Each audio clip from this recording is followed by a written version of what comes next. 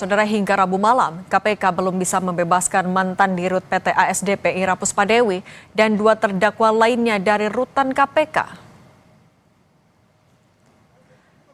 Juru bicara KPK Budi Prasetyo bilang pihaknya belum menerima surat keputusan rehabilitasi yang ditandatangani Presiden Prabowo. Salinan SK itu jadi dasar dari proses pembebasan Ira dan 2 terdakwa lain. Sampai saat ini KPK masih menunggu surat keputusan rehabilitasi dari Presiden sebagai dasar untuk tindak lanjut yang KPK harus lakukan terkait dengan para pihak yang sudah ditetapkan sebagai tersangka, kemudian sudah di persidangan dan sudah diputus bersalah ya pada tanggal 20 November kemarin, yang saat ini para pihak masih di rutan KPK. Kalau memang surat keputusan rehabilitasi itu sudah kami terima untuk kemudian sebagai dasar KPK menindaklanjuti ya, apakah kemudian mengeluarkan pihak-pihak yang sudah yang sedang ditahan saat ini.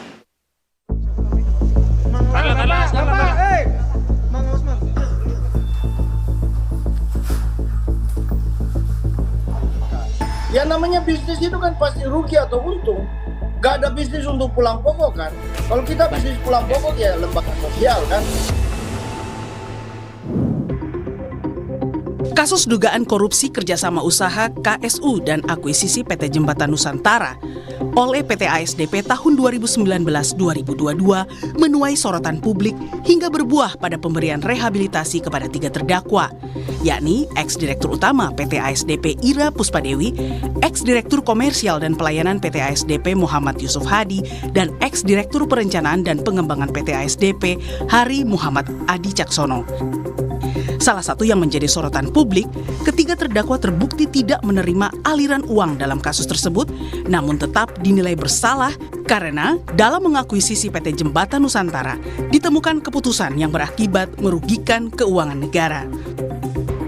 Akuisisi ini tidak hanya soal akuisisi atas aset kapal saja, sehingga termasuk selain aset juga atas kewajiban atau hutang-hutang yang masih melekat, yang masih menjadi tanggungan PTJN.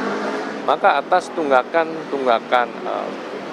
PTJN tersebut, maka kemudian juga menjadi tanggungan dari PT ASDP. Ya. Bahkan di konstruksi awalnya kita juga ketahui dari fakta-fakta yang juga sudah muncul di persidangan, bahwa ada peraturan yang sengaja diubah ya supaya kerjasama akuisisi antara PTJN dengan PT ASDP ini bisa dilakukan ya dengan melakukan akuisisi atas kapal yang sudah berusia tua tersebut.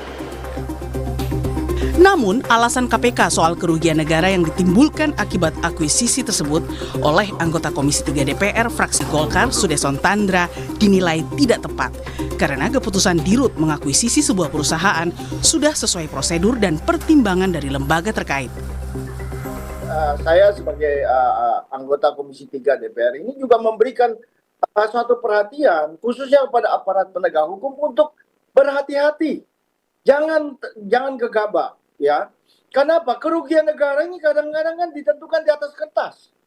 Coba bayangkan aja ya, dihitung sini di situ ya. Seharusnya begini, kalau yang tadi Bang Todung sampaikan itu ya, sebelum diakuisisi kan pasti ada namanya RUPS.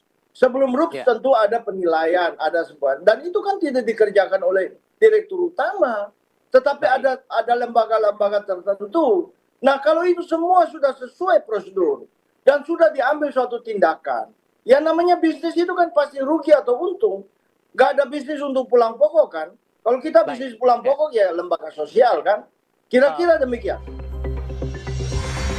Kini, usai diumumkannya pemberian rehabilitasi ketiga terdakwa oleh Presiden Prabowo, tokoh HAM dan anti korupsi Todung Mulya Lubis mendesak KPK agar tidak menunda-nunda pembebasan Ira Puspadewi dan kawan-kawan dengan dalih administratif.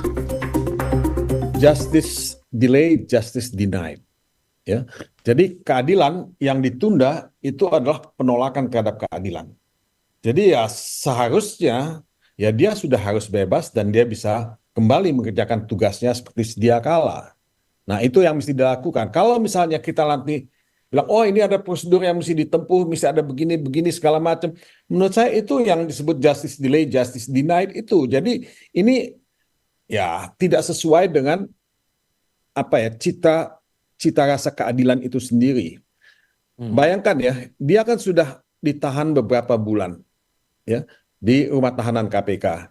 Nah, dia mendapat kepres rehabilitasi dari Presiden Prabowo. Ya seharusnya itu dilaksanakan ya langsung, tidak usah menunda-nunda. Jadi ya ini prinsipnya, karena pengadilan itu juga akan harus cepat, murah dan sederhana. Dugaan kasus korupsi Ira Puspadewi mendapat sorotan dari masyarakat. Di media sosial, beragam dukungan muncul. Narasi yang dimunculkan pengguna medsos adalah kasus Ira disebut mirip seperti Tom Lembong.